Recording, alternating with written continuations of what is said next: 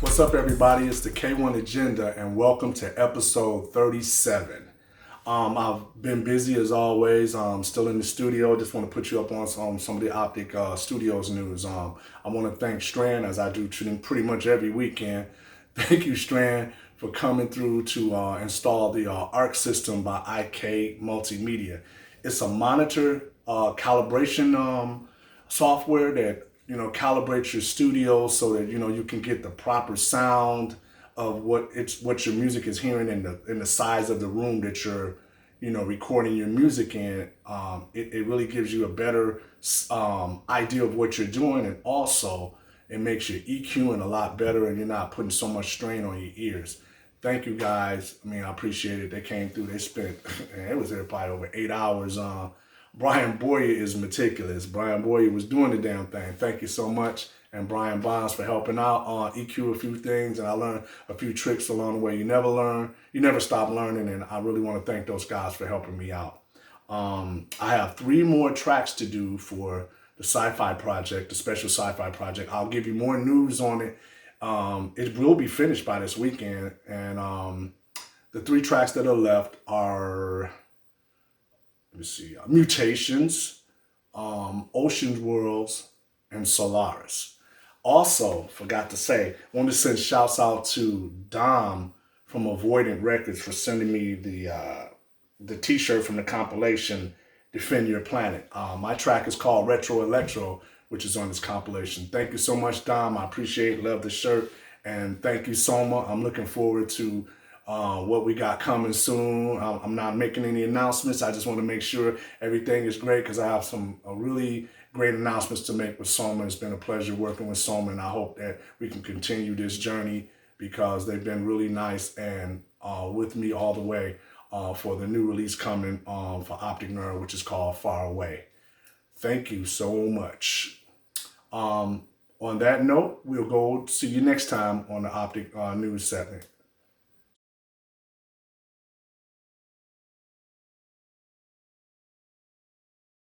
Puzzlebox Records news. I know it's getting a little repetitive, but I like to keep everybody up on everything that's coming out.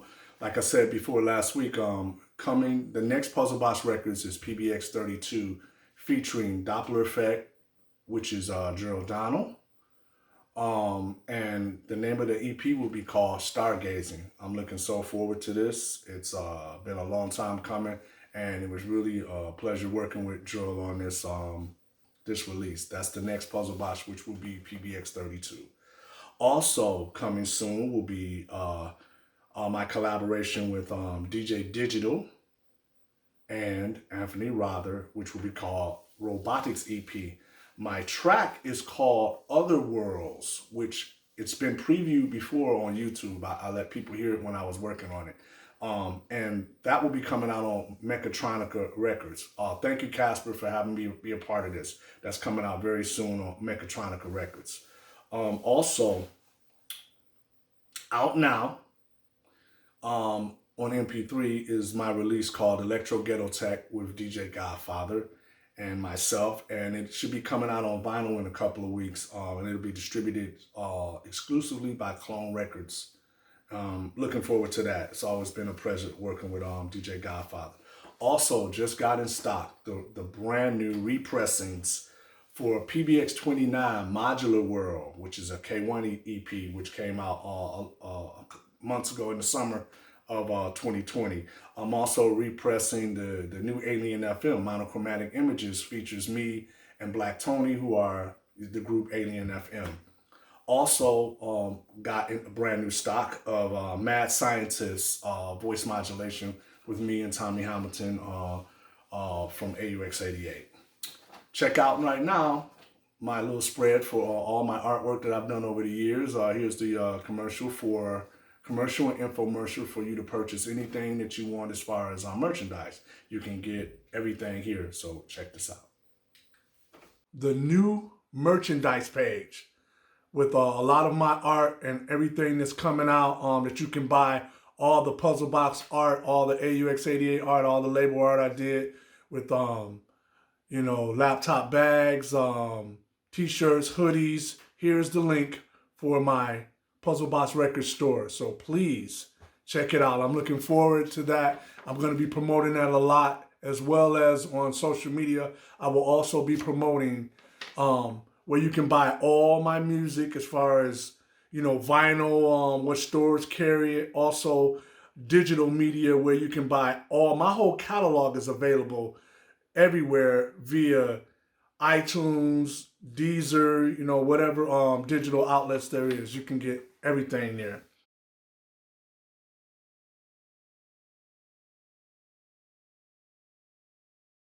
Questions of the week. I get a lot of questions, and they are really obscure, a little different, and everybody asks me about everything that's going on. Well, first off, I want to say this question is a little bit different because people ask me a lot of questions about my studio and how I do things. But the question is, why are you using 3 TV monitors and why so big?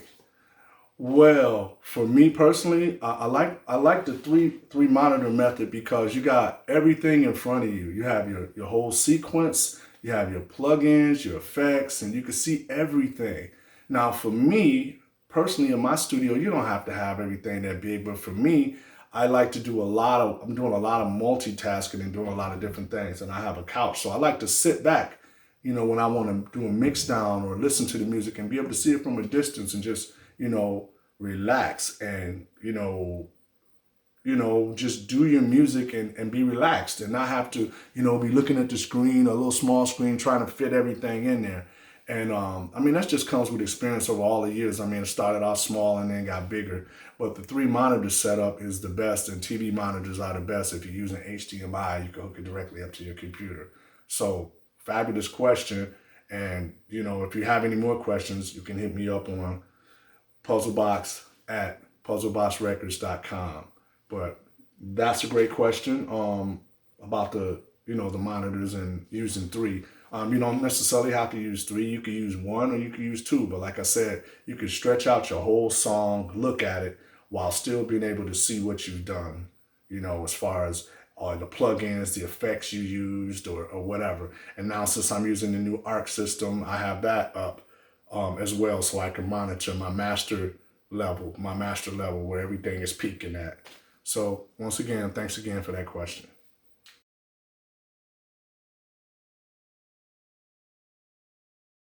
Okay, photo or video of the week. I like to pull some stuff out. I think this is, I don't know if it was my first visit in 1998, but at the time, Ketty from Coffee Buzz was doing all my booking, which I've said in previous videos. She booked me, Adam and Nicola from Adult, Dopplereffect, Brendan from Ectomorph, Anthony Rother.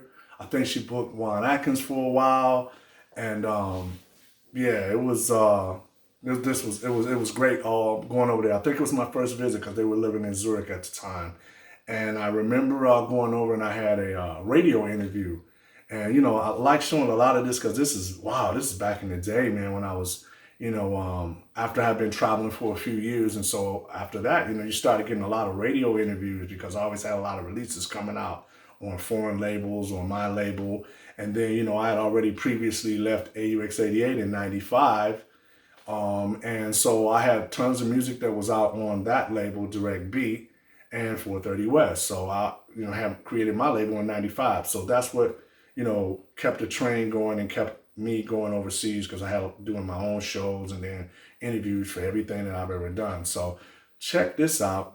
It's me in the studio with Max Durant, my brother Max, and a few of his friends that were over. Man, we had a ball, and I can't remember the young lady, the DJ, but everybody else might know. She was so fabulous, man. She knew everything about Detroit techno and about me and the scene in Detroit and just electronic music in general. So I actually did a DJ set beforehand, and then I went and did the interview. So check this out. Here's some of the interview.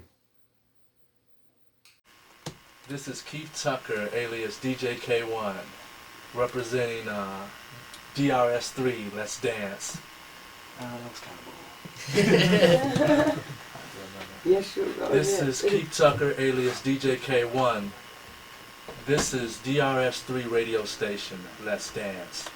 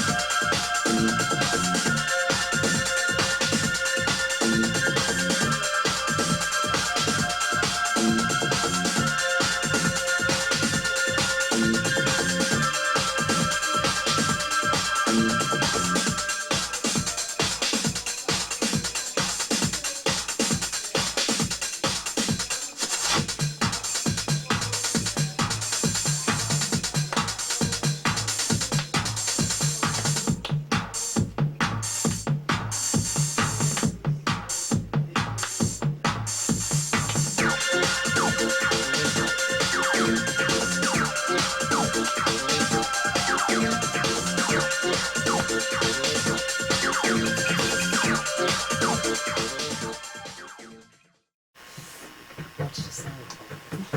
It's hard. I know. Yeah, it is. Keith, just to take this for a second and then leave it, where does the classical music fit in? Classical music, for me, well, I used to, when I was in elementary school, I started out playing violin and learned classical music and then percussion. And it was kind of like a joke with people in the neighborhood, but you know, eventually as I got older and got to playing more electro and techno style music, the strings I kind of developed from the classical music. You know, it's just that mood and stuff, and I think it kind of finally shines through. So I always try to make my music with strings and very moody and dark. I like to look at a lot of sci-fi movies and stuff like that. We'll talk about that, Yes. for sure. Now, if I tell you that my daughter, my 17-year-old daughter, only started listening to classical music after she had listened to techno music. Really? Do you see a connection Yeah, it there? makes sense. It makes sense. Because of the strings, the beautiful strings, the mood. Strings bring about a mood. And just as important, and I think funk is the bass line and the space between the music. It's not always just the constant beat that's going, it's the space. And orchestras, as far as classical music, there's time in the music. It's not a constant thing, it's just times where it changes and there's space in the music. And I think people can identify with that. Mm-hmm. Back in the early 80s when you did mobile DJing, I hear, the beginning of a really new era concerning the art of DJing started. I mean, before there had been DJing, but this was a new thing. Now, did you have to, for example, convince people that DJing was as valid an art form as playing live music, for example? Because they'd always estimated lower. Well, I think live performance for techno was always like something that you really didn't plan on doing because it took so much equipment that you had to take to show. So the way we did it was, as far as DJing, you would maybe bring a keyboard or a drum machine and you play along. And I think inevitably it was almost like to take it to the next step. If you want to do something different to stand out from everybody else, you wanted to try to do it live. You know, so that was DJing in the city was always a really big thing. If you were a DJ and you had a lot of gigs, you were a really popular person, you could always stay busy, and especially if you kept up with the new records. So that was like a thing that really kind of pumped up my self-esteem because I was always kind of shy and quiet. Mm-hmm. But when I used to have to defend techno, and when the first intelligent people wrote about this new subculture, they would say, well, this is probably the end of the pop and rock artist as we know him, and this is the beginning of a new type of artist who is the DJ. And then a lot of people would say, oh, come on, that's no artist. I mean, he's just taking records and putting them together. So how did you feel about that? I'm sure you talked about that. A lot of people say that, you know, at different people in different places I've worked always say to me, well, how do you consider yourself an artist when you're just a DJ? Well, what it is it's been such a long backlash of all the Detroit DJs just doing their music and going out and spinning. But what I'm trying to do is change that right now. I want to do live performances. That's why I started out doing, how I really got into electro music, doing talent shows. I think each DJ has to carve his own niche, and that's what I'm trying to do. I mean, I think it's a valid form of music because you can buy all the machines you want, spend all the money, but you still got to put the feeling and the mood in the machines. And that's something that for 10 years plus, I think I've been able to do. In '85, you, Tommy Hamilton, Tony Horton, you formed RX-7, a techno band. Now, explain to us how a techno band works and performs. What we did, we'd have 2 drum machines, 3 keyboards, and what we would basically do was start the songs by hit the start on the drum machine. You start the drum machine, and we would play the bass lines live. One person would play the bass line, one person would play the strings, and another person play the strings and do a vocal, which we had like an effect unit or something. And we did that for about 5.5 years in various talent shows. We performed Clear by Cybertron. We did Planet Rock by Soul Sonic Force. We really got a knack for doing that type of stuff before we even got into sequencing and doing it, you know, legitimately. But that was just something that we did that no one else in the whole city was even attempting to do. I hadn't heard of it. Another chapter in your, I must say, very interesting musical biography is the one with Metroplex Records, Juan Atkins and his Model 500. Tell us about that. Well, with Model 500, what I did was, after we did RX-7 for a while, and each person kind of went their ways, I decided to give Juan Atkins a tape. After I gave him a tape, I got a call like 3 days later. He said, I want you to come down, I want to sign you to Metroplex, doing electro. At the time, no one else was really doing electro, so it was nice that he put it out, and I felt honored because when I was previously in RX-7, he turned us down. He said it was corny music. I didn't get upset by it, but you have 4 minds working, so it's not always going to be the way you want the music to be. So after I got with Metroplex, I think about 8 years later, I got with Direct Beat, and Model 500 decided to have a 10-year reunion, like a 10-year record reunion where his label's been around 10 years. And he asked me and Tommy Hamilton to play live as Model 500 with him. So that was a pleasure, but it was work also. We had to put the show together within 3 days. Oh. So he just gave us a list in 3 days, and next thing you know, we stayed up night after night, put it together, and it was perfect. I mean, it was flawless. Whoa. Is there a recording of it? Somewhere in Detroit, Mike Banks would definitely have a videotape of it. It was a very big event. A lot of people came over from various magazines and covered it, and it was just like really like the highlight for me. And now I hope to continue doing that with live acts. Yeah, I'm gonna be putting you guys up on everything. That was great, man. I like to look back at that time. You know, I was all small and skinny guy and full of energy, man. Because back then, you know, you're traveling 8-9 hours to arrive, and sometimes you had to fly on another flight, so it might be 11-12 hours. That was nothing to just travel, and then I'm carrying my DJ case and clothes and, you know, and all that type of stuff. But it was a great time, and I will be putting you guys up on a whole lot more of everything I'm doing in every episode. Thank you.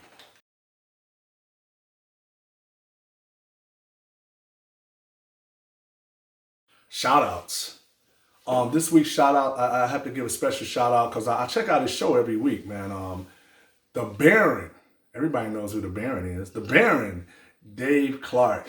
Shouts out to Dave Clark, man. Been knowing Dave Clark a long time. Dave Clark was instrumental, and I say that, instrumental in the electro sound, moving it to the next level with his with the compilations that he put together. And Dave is always, even though he plays house, techno, whatever, Dave always still supports electro, and still to this day, shouts out to the Baron, Dave Clark. Thank you so much, man. It's always been a pleasure. Every time I saw you, man, you was always a perfect gentleman, and I salute you, and we all do, for everything that you've done for electro and the scene. Thank you very much, man. This one is a special shout out. I like to say he was actually the former owner of Transient Force Records out of Miami. He was out of Florida. Arnold Steiner, man. Arnold Steiner is, oh my God, like a legend. You are a legend, man, because his artwork has been outstanding over the years. One of the best in the business. He's done music, you know, artwork for everybody. Hip hop, electro, techno, everything, you know. And shouts out, man, Arnold Steiner. You did a lot of our early stuff with AUX88, the Mad Scientist t-shirts, and all types of designs and stuff. But he has this new business, which is called, what is the name of this? Sorry, it's called Living Basic. Living Basic is his merchandise line. And, you know, he doesn't have the label anymore. He let that go. And he's ascended to a whole nother level, man. Shouts out to Arnold Steiner and your Living Basic merchandise line. Thank you, Arnold. And I love you, brother. And, you know, we had some times, and I want to say thank you, because you always came through for me. Even to this day, if I send you a message, you always answer me back with a question about Adobe Photoshop or just anything, man. Thank you, man. Legend. Salute. Appreciate you, man. Appreciate you. On that note, I like everyone to know, if you don't know what I've done, then check out. That's why I got all this social media, and you can go check out my YouTube page. Listen, I know what I've done, I know what I'm doing, and what I'm going to do. So please know that in 2021, there's more music coming. There's a whole lot more videos. There's a whole lot more pictures, everything that's going on. I will be as transparent as possible to let you know what's going on. And it's good for me, because it fuels me and keeps me excited and motivated to keep doing this, because this is something that I always wanted to do. But I think it took a while for, you know, really technology and everything to catch up. Now I can be out there for the world at any given time, letting them know what I'm doing, and you know, running everything with no distractions. So thank you very much, and once again, see you on the next episode of K1 Agenda. Thank you. Hey, I just wanted to say, everyone, please hit that subscribe button for YouTube, and please subscribe to my page. I really have enjoyed all the support I've been getting, but hey, like this and subscribe to this page. Keep Tucker K1. Hit the subscribe button.